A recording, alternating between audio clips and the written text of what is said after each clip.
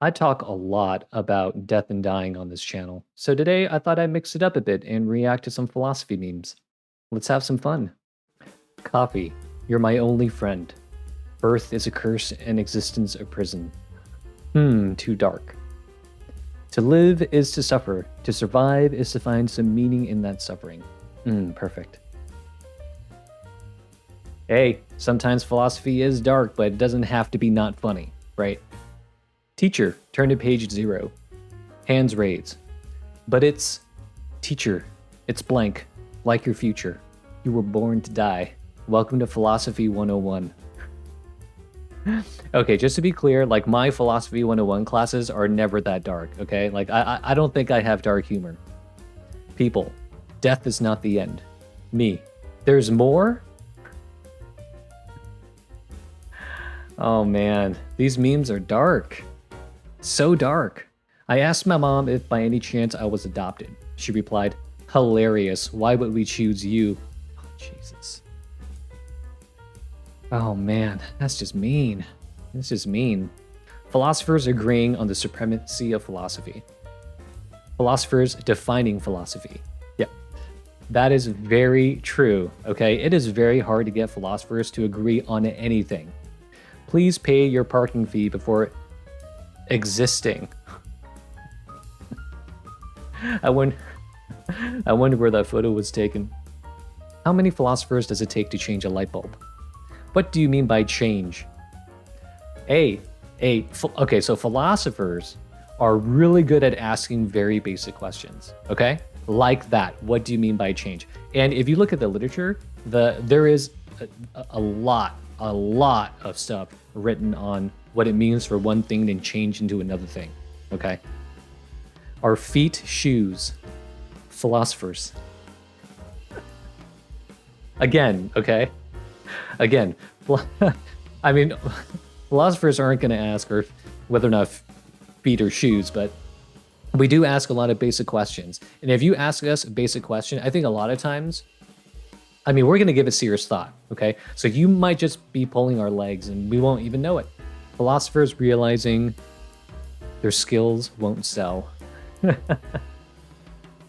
Yeah, it's I would say it's hard to market yourself as a philosopher, but it is fulfilling, okay?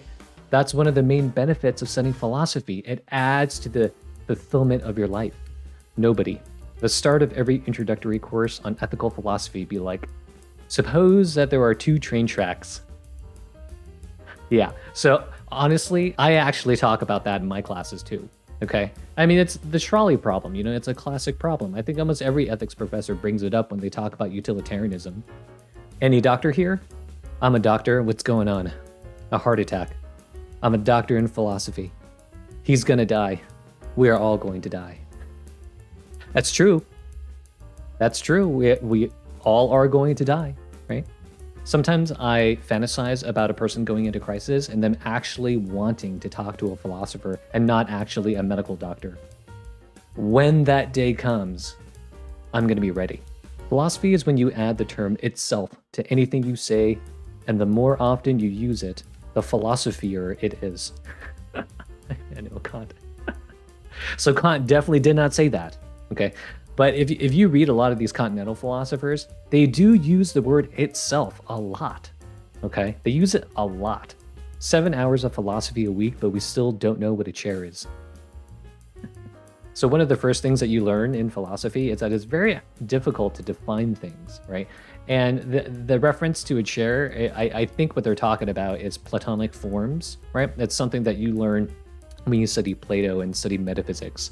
Plato and Aristotle with invisible basketballs. No, I can't unsee it now. That's silly. What's the secret to eternal happiness? To not argue with fools. I disagree. Yes, you are right. Oh, that one's funny too. I have to go to work every day. I don't. Fair enough, but you also don't have any money. Neither do you. Oh, that hits really close to home, especially if that guy's a philosopher. Philosophers are not known for being rich. Okay, let's just make that clear. Philosophy memes. reading philosophy. Well, that makes sense, right? Because philosophy memes are fun, right? They're quick, whereas reading philosophy can be tough, right? It's rewarding, but it's tough, and so it makes perfect sense to me that memes are more popular. If you see me doing this, mind your business. Philosophy textbooks are expensive. That's true. Well, I mean, like academic books are expensive, right?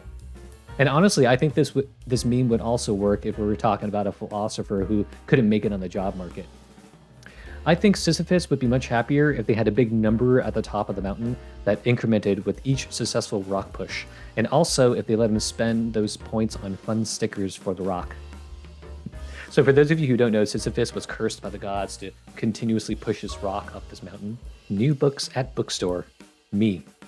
Unread books sitting at home. Very true. I have many books that I own that I have not read. And I have many articles that I have downloaded that I have not read. Very true. You know nothing, Socrates. I know. So Socrates is famous for saying that the only thing he knows is that he knows nothing. Right? I like this Game of Thrones reference. Whether or not you are a good boy depends on what system of ethics I choose to apply.